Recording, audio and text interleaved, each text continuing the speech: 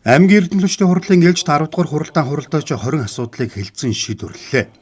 Хуралдаанаар аймгийн 2025 оны газар өмчлөлийн тайлан 2026 онд иргэдэд өмчлүүлэх газрын зориулалт, байршил, хэмжээ тогтоох тухай асуудлыг хэлэлцжээ. 2025 онд 8 сумын 802 талбар буюу 61.9 га газрыг өмчлүүлэхээр засгийн газарт санал уламжилсан байна. Засгийн газрын 2025 оны 119 дугаар тогтоолоор Өвөрхангай аймагт нийт 671 талбар буюу 670 иргэнд 41.5 га газрыг өмчлүүлэх шийдвэр гарчээ. Энэ сарын байдлаар 10 ихэр хар орон Баталзүй суманд 563 иргэнд гэр бүлийн хэрэглээний зорилтоор шинээр газар өмчлөөж төлөвлөгөөний бэлэлд 93.4% байна. Одоо энэ баруун гаасны цаана нэг ямар ч төлөвлөгөөний хайрын үйлдвэр барьчихад байна шүү дээ. Том газар тийм. Тэр асуудлаа яаж шийдвэрлэж байгаа вэ? Хэрхэн шийдвэрлэж байгаа вэ? Тэгээд тэрийг одоо буцаагаад газар чөлөөлж өгөх мэдээлэл юмудаа өгсөн үү? Энэ зөв байлаас өмнө ер нь одоо энэ 2026 он дээр одоо ингээд газар өмчлөлийн чиглэлээр ямар сан тавьж сумруу албан тоо дээр очсон уу? Ягаад ингэж энэ өмчлийн энэ одоо гэр хоолой зүүмлээ хотын хөгжлийн төлөвлөгөөс болоод газар ерөөсөө өмчлөлт олгохгүй байсан.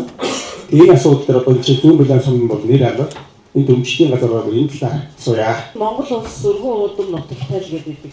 Нөгөө өргөн уудам нутагтай иргэдэн хашааны 0.7 га газраач өмчилж чадахгүй Өвөрхангай аймагт ер нь аль ч суманд асуудал ийм төвшөнд манай газрын асуудал явж байгаа. Иргэдийн өргөдөл бол сумдуудын одоо засаг даргын танин газрын асуудал хариуцсан мэргэжлүүд дээр бол ер нь оолготой байна гэж харсан. Цаашдаа энэ дээр дээд төвшөндөө ямар бодлого явж байгаа. Дээрээс нь энэ хөгжлийн төлөвлөгөө хийгдэж байгаа сумдад бол энийг хийгдэл газар олгохдохгүй гэж ойлгож болох уу? Газрын хяналтын улсын байр цагч зөрчлийн эрэг нээгээд явж байгаа хуулийн шатруу шилжүүлсэн.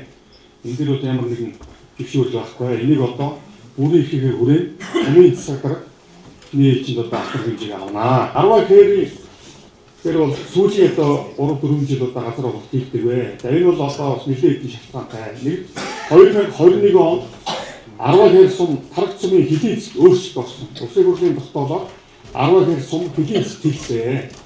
За энэ хэлтэй холбоотой сайн жил газар олгох хийгдээгүй. Сүүлийн 2 жил бол засгийн газрын тогтоолоор улсын хэмжээнд ерөнхий төлөвлөгөө байхгүй, хөтөлбөрийн ерөнхий төлөвлөгөө байхгүй, хийгдээгүй, тодорхой шаардлагатай ийм одоо аймаг сумдуудад тухайн жилийн төлөвлөлтөөр батлахгүй гэдэг юм шийдвэр гарсан.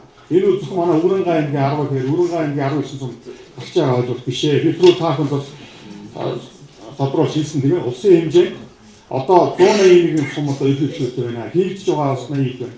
Энэ тоонд бас манай хороо явж байгаа.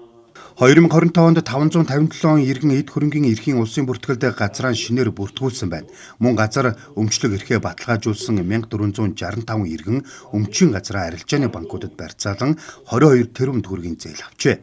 2026 онд 8 сумын 3734 иргэнд 194.8 га газрыг шинээр 33 иргэнд эзэмшиж байгаа газрыг нь өмчлүүлэхээр төлөвлөжээ.